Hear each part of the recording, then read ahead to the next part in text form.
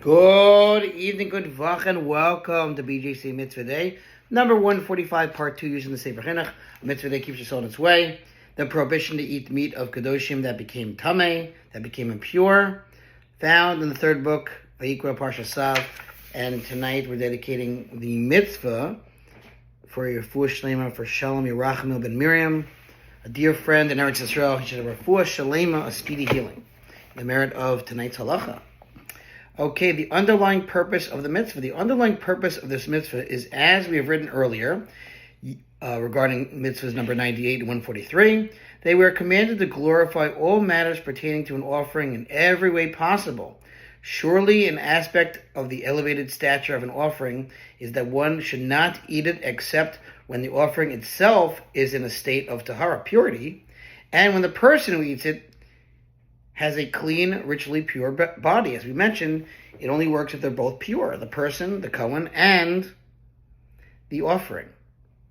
As for the matter of what benefit we gain by glorifying the offerings, we've already written of this in numerous mitzvahs.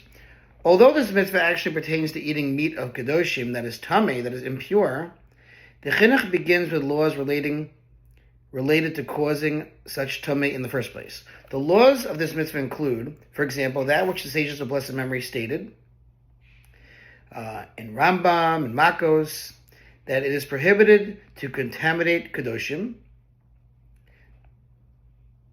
or to even indirectly cause them to become tamei, impure.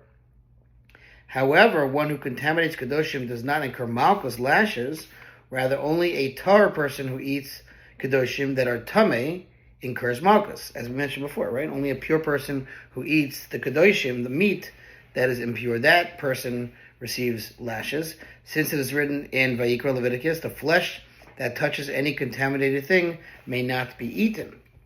This verse, from which our mitzvah is derived, is written in the context of one particular offering and refers specifically to the flesh. Nevertheless, the prohibition applies equally to other offerings and even to their non-edible elements. Although this verse is written in regard to the miluim, the inauguration offerings, the same rule applies to all other offerings as well.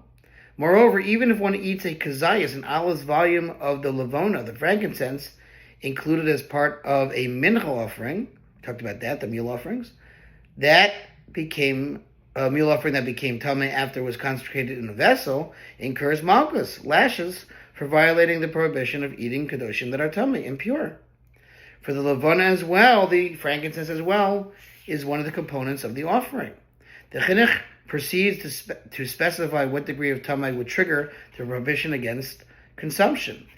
There is no liability to malchus for eating kodashim that is tamei, except where it contracted tumah on the level of av hatumah, primary tumah, or on the level of secondary tumah of biblical law.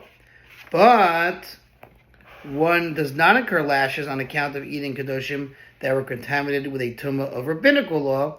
Rather, we strike him with makas mardos, lashes of discipline, which is rabbinical lashes. These laws and the many additional details of this mitzvah are set forth in the 13th chapter of Tractate Zavachim. This prohibition applies in the time of the temple to both men and women.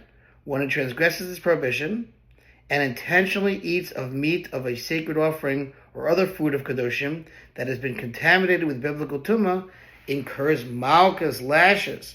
Okay, thanks for listening to sponsor Future Mitzvah 3600 for the gold. Have a great night.